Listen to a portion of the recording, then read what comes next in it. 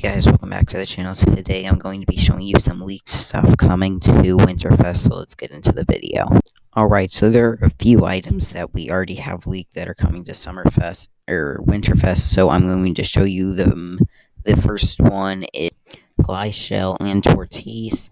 We got this last year, but there was no way to obtain it, so I'm assuming this year they are going to put this in Winterfest so that we can finally get it.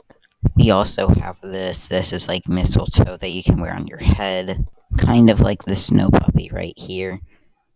But it's going to look more like this. And then finally we have this pet right here, which is like a red face, sort of yellow eyes, and a yellow bow, green present.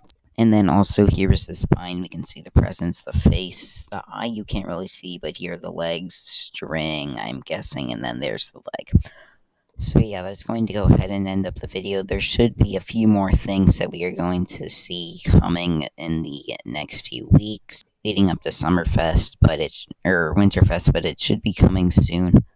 Hopefully we will get to see a mount, and yeah, that's going to go ahead and end up the video. Thank you guys so much for watching. Make sure to like and subscribe, and bye.